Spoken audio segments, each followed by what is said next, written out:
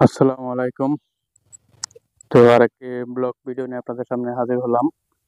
আহ, গ্রামে এসেছি 2 দিনের ছুটিতে।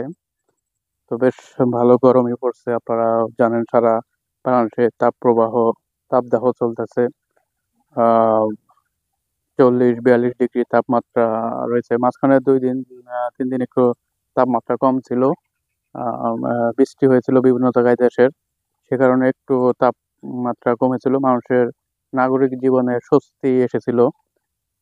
তো এরপর আবার এখন শুরু হয়েছে, বেশ ভালো গরম পড়ছে। এদিকে এই যে দেখতে পাচ্ছেন ফসলগুলো, ধান ফসল, এগুলো প্রায় পেকে যাচ্ছে।